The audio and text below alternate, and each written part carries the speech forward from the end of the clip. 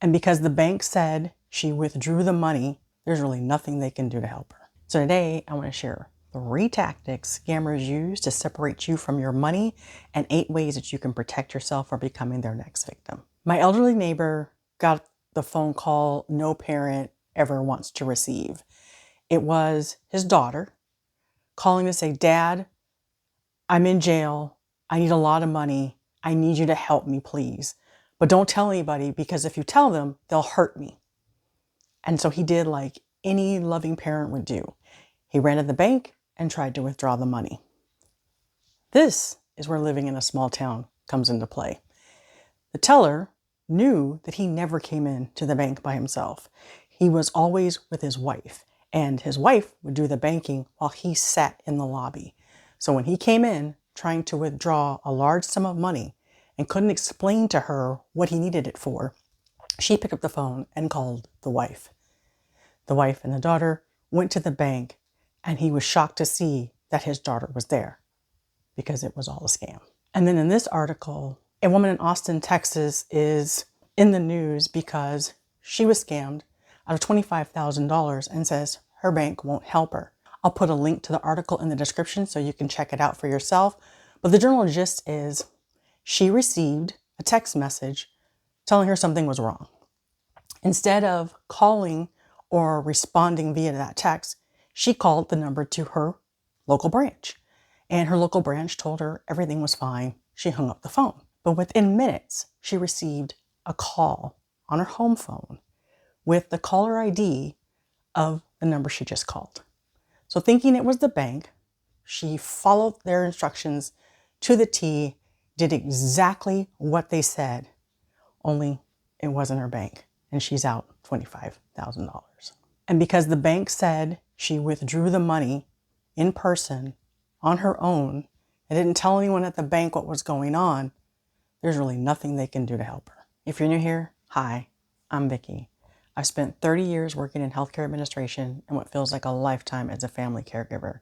And I use that experience to help midlifers understand that planning for the life and emotional aspects of aging are just as important as a retirement plan.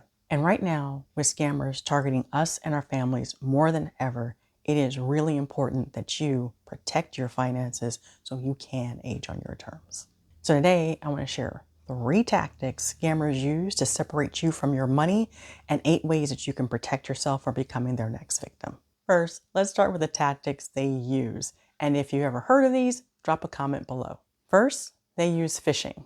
Phishing is when scammers send emails, fake websites, or social media messages that look like they're from a trusted company like your bank or Amazon. And it usually comes in the form of emails with poor grammar and misspelled words, requests for you to verify your account, offering you fake prices or notifications of deliveries for orders you didn't make, and usually come with malware that can be installed in your computer. Next is smishing, which is phishing via a text message. It's those messages claiming your account is locked, your package is delayed, or you won a prize.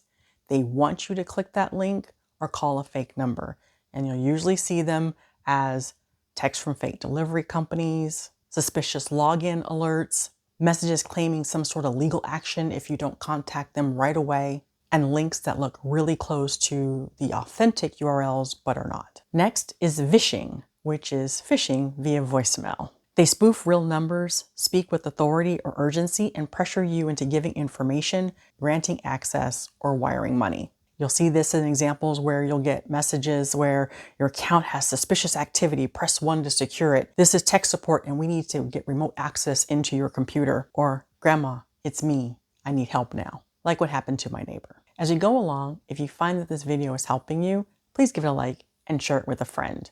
And if you haven't already done so, subscribe to the channel and hit the notification bell. It's free to you, but it guarantees that you'll be notified whenever I post additional videos to help you unapologetically age on your terms. So now that we know the tactics they use to separate you from your money, let's talk about 8 ways that you can protect you and your loved ones from becoming their next victim. Tip number 1, create a family password.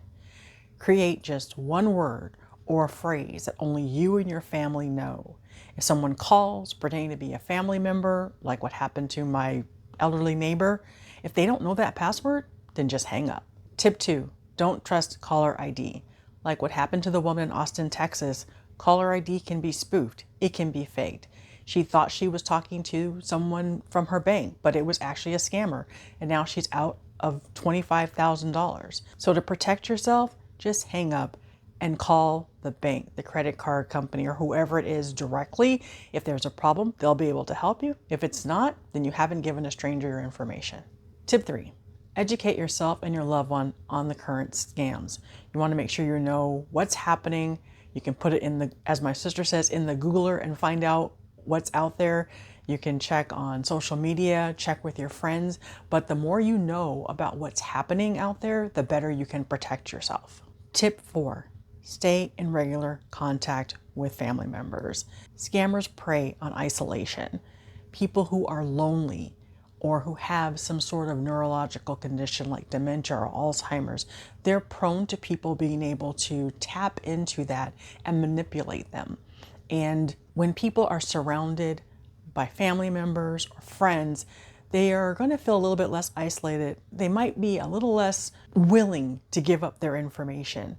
For us, we have a caregiver that stays with Mill when we're not there. So she's never alone, and we have people that can help her. But when people are living on their own, you never know what can go through their mind when they're talking to strangers, people who are making them feel loved and supported because they're missing that in their current life. So keep that regular connection. Tip 5. Talk to your bank about protections that can be put in place to help vulnerable individuals. Now, in some cases, this may need to come with legal documentation that says you have the right to be power of attorney or guardianship or something like that. Or in some cases, you may be added onto the account to be a signer or a trusted contact.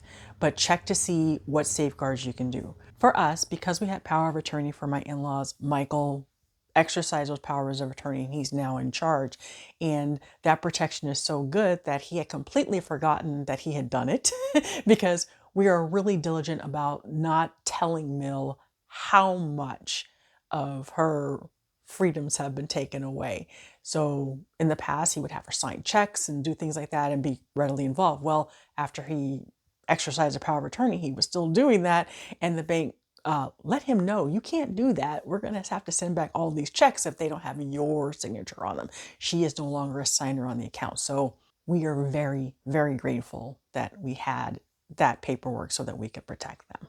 Tip 6, limit access to large funds or withdrawals. Some banks, and I'm not sure if all of them have that, have it where you can put those alerts where not only are you notified when a large amount has been taken out or transferred or charged against a card, but you can also actually prevent that by making it, when it happens, those will get stopped and it has to have 2 signatures or 2 authorizations in order for that to go through. So check with your bank to see if they offer that and what you need to do to get that activated.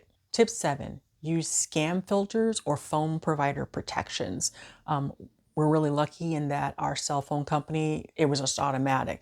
They actually have a list of known scam numbers or, scam prefixes or area codes where they just automatically block. We never get them. But some that may be able to slip through that might look a little bit sketchy, we will get, messages like this, scam likely. So it's up to us if we want to answer it or just let it go to voicemail or completely ignore it. So check to see what safeguards they have and activate them if it needs to be manually activated. So if your cell phone provider doesn't actually have safeguards in place that you can either automatically use or manually add, there are additional programs that you could download. I don't use them because I have all of the safeguards provided to me by my carrier, but you can look into Haya or Nomorobo and Truecaller apps. Tip number 8 is for the use of landline phones, and we still have one. So you want to get yourself a phone that does call blocking. And what we have is a phone that has call blocking with what we call whitelisting. And if their phone number is not listed on this list that we have in the phone, the call doesn't get through. They have to jump through a whole bunch of prompts in order to make it through for the phone to ring at the house. And we actually installed this as well with the in-laws because we were a little bit afraid with the dementia, someone could get a hold of them and then boom, everything is gone. And we actually installed this phone, and I will put a link in the description if you want to check it out. It's worked really well for us in the 2 years that we've had it installed. I think here at our home, maybe 1 or 2 people got through, and no one has gotten through over at my in-laws' home. So if you have tips above and beyond what I actually listed, please drop them in the comments below. Your experience could help someone else from becoming the next victim. And if you have been a victim of a scam, I hope you understand that there's nothing wrong with you. You're not dumb. You're not foolish. You're not naive. Scammers are getting so sophisticated these days. And the tactics that they use, it's almost like psychological warfare on us. But it has nothing to do with you. It has everything to do with the fact of their immorality and the fact that everybody wants to get something quick without having to work for it. So give yourself some grace. Know that you are not alone. You're probably not the only person who became a victim, but please don't beat yourself up. Learn from the experience and protect yourself going forward. So if you need more tips on how to protect yourself and your family, check out this video here where I share 5 easy ways that you can reduce your fall risk in your home. And in light of Ace Frehley's passing from a fall in his home, couldn't be more timely. Thank you so much for watching, and I'll see you over there.